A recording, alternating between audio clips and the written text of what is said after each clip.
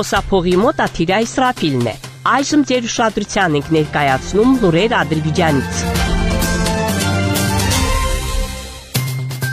Խոջալույց ցեղասպանության արդյունքում զոհվել է 613 մարդ, այդ թվում ավելի քան 100 կին եւ 60 երեխա, բայց մենք պետք է նայենք ապագային։ Այս մասին նախագահ Իլհամ Ալիևը հայտարարել է Բաքվի 12-րդ գլոբալ ֆորումի բացման արարողության ժամանակ իր ելույթում։ Մենք պետք է խաղաղություն հաստատենք Հարավային Կովկասում, ասել է պետության ղեկավարը, նշելով, որ Ադրբեջանը հավատարիմ է խաղաղ գործընթացին եւ փաստորեն հանդիսանում է խաղաղության համաձայնագրի հեղինակը։ Երբ խոսքը վերաբերում է հայ-ադրբեջանական գործընթացին, մենք չենք կարող եւ չենք մոռանա օկուպացիայի տարիները։ Մենք գիտենք, թե ինչ տառապանքներ է կրել ադրբեջանական ժողովուրդը, ինչ վնաս է մեզ պատճառել Հայաստանի ագրեսիան։ Մենք տեսնում ենք մեր ազատագրված տարածքներում բարբարոսության աստիճանը։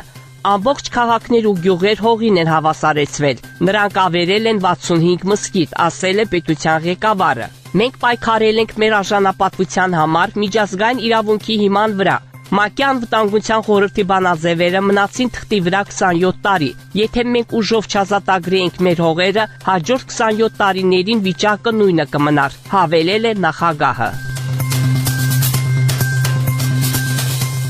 Ադրբեջանն ու Հայաստանը ավարտել են խաղաղ համաձայնագրի տեքստի համաձայնեցնելու վերաբերյալ բանակցությունները, հայտարարել է Ադրբեջանի արտգործնախարար Ջեհուն Բայրամովը։ Ըստ նրա, Հայաստանը ընդունել է ադրբեջանական կողմի առաջարկները համաձայնագրի վերջին երկու չհամաձայնեցված կետերի վերաբերյալ։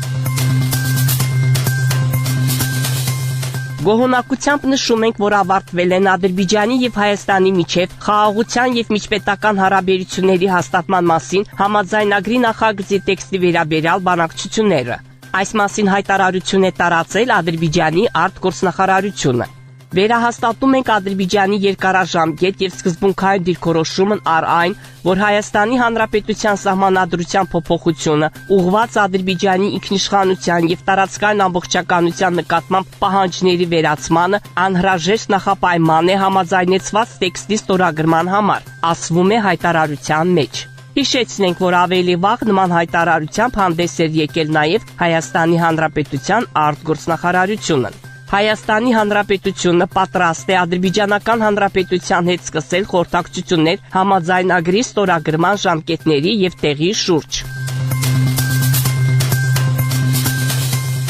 Հայաստանի տարածքում կան մարդիկ, ովքեր ռազմական հանցագործություններ են կատարել մարդկության, ադրբեջանական ժողովրդի դեմ, եւ նրանք պետք է քրեական պատասխանատվության ենթարկվեն, լրագրողներին ասել է Ադրբեջանի Հանրապետության նախագահի օգնական Հիկմետ Հաջիևը։ Նա նշել է, որ Հայաստանը սխալվում է, եթե կարծում է, որ հնարավոր է ցանկացած բանաձևով ազդել Ադրբեջանի կամքի վրա։ Փոխհատուցման հարցը նույնպես քննարկման փուլում է։ Նախագահի հանձնարարությամբ Ադրբեջանի համապատասխան կառույցները ժամանակակից մեթոդների կիրառմամբ ճշգրիտ եւ մանրամասն գնահատել են Հայաստանի կողմից 30-ամյա օկուպացիայի ընթացքում մեր քաղաքների եւ գյուղերի ավերածությունների, մեր նյութական եւ մշակութային ժառանգության ոչնչացման եւ թալանի հետևանքով հասցված վնասները։ Այս հարցը նույնպես առանձին քննարկման թեմա է տարածաշրջանում խաղաղության լիովին ապահովման համար, ասել է Հաջիևը։